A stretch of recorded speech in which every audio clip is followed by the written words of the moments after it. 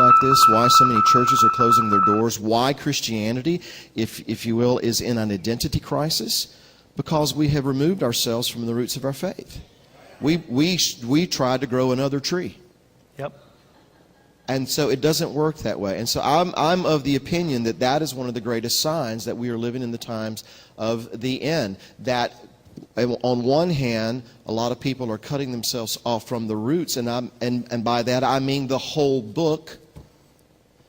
And number two, that there is that remnant that is wanting to, reunite or re-embrace, or however you want to put it, the roots of our faith, to go back to the basics, to the fundamentals. There are a lot of people in this country that believe, when it comes to the crises facing this nation, that it's fundamentalists who are posing the problems, because according to President Bush and others, Sean Hannity, it's the fundamentalists who have hijacked Islam. It's the fundamentalists who fly airplanes into buildings. But do you understand what they're really saying? It's the people who really believe the Quran who are the problem. That's right.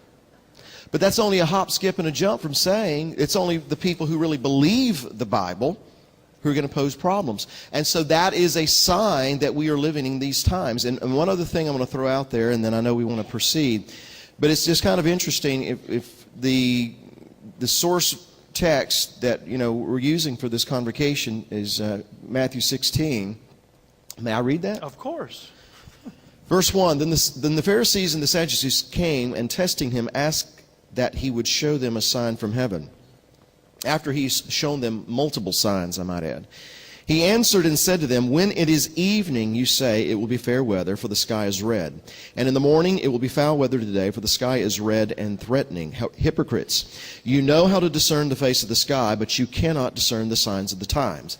A wicked and adulterous generation seeks after a sign.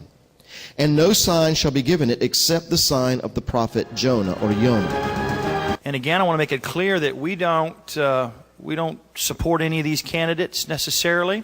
Our job is to evaluate, just like your job is to evaluate the candidacy. And but I will boldly say this: all of us want Jesus to come soon, and our hope lies in that, not in who goes to the White House. But we must talk about these issues because they are very serious, and in many, many ways this week, every single one of our speakers, if you've been listening, in one way or another hit on the significance of this year, not just in America and the things that are rapidly changing in our nation, but how America's affecting the rest of the world. And so it's in all of our, you can't turn the television on. I don't know how you feel. I'm already wore out over the election. I'm like so over it. It's like, we've just been pumped it day in, day out, radio, television, newspapers. It's just election, everywhere. It's just, I'm weary of it. But, at the same time, this is without question the most serious, most pivotal election of my lifetime that I have ever been a part of. And I think those of you that have lived even more years than you would say the same thing about this current election. It is pivotal and significant, and of course we all know the candidates. And since Chuck talked about Hillary in one way or another, and talked about Mr. Obama in another way or another, let's just get into it, guys. So get ready. I've got numerous articles here. You, Chuck, I want to make sure I understand, you are at least putting on the table that it is possible that we may have a closet Muslim. The question has definitely been raised.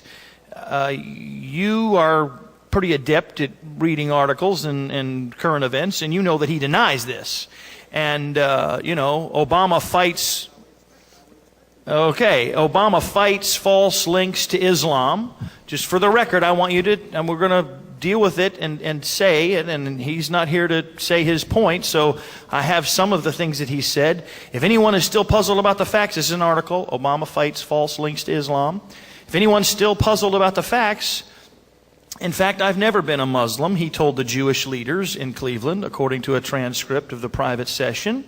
He states, and again I quote, "My grandfather, who was Kenyan, converted to Christianity, then converted to Islam." Obama said Sunday, quote, "My father never practiced. He was basically agnostic. So other than my name and the fact that I lived in a populous Muslim country for 4 years when I was a child, I have very little connection to the Islamic religion." He is a member, as I understand in good faith, of a church, Trinity United Church of Christ in Chicago. Democrat Barack Obama on Sunday confronted one of the persistent falsehoods circulating about him on the internet. He went to church. This is in the news right now, as you know.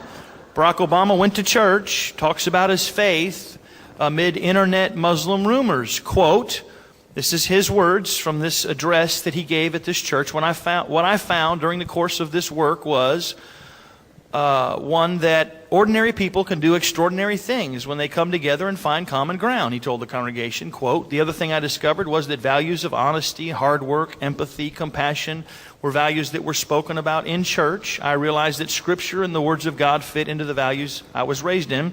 I'm almost through. The Illinois Democrat, whose middle name is Hussein. I know there's been all kinds of fervor about this. It is his middle name. I don't know if you probably do know this because you're pretty studious, but the IRS is investigating his church right now. For what it's worth, they're investigating him. Where this investigation is going to go, I don't know.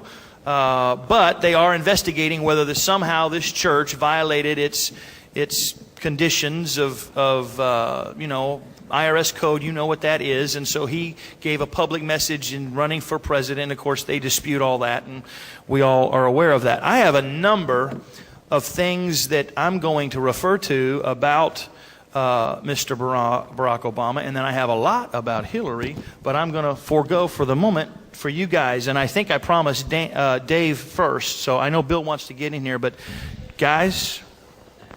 Okay, I just wanted to take a moment to underscore what Chuck had to say about the economy. I think that we're headed toward the greatest economic meltdown in the history of the world that'll make the Great Depression look like a picnic.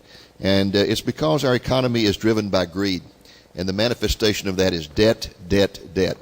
We are in the greatest debt in the history of mankind, both government and personal. In this country, people are got their credit cards maxed out, living in houses they cannot afford. We have demands for government handouts. Get me out of this trouble, get me out of that trouble, help me here, help me there. And we've got politicians who are willing to respond to those demands. We have absolutely unbridled government spending. Pork barrel is the highest it's ever been in the history of this nation. The Bush administration has been a total failure with regard to the control of the economy and the spending of money. It's been completely out of control. But you don't really have to know anything about the economy to know that we're headed toward an economic meltdown. All you have to know is something about God's Word. God says, "You will have no other gods before me."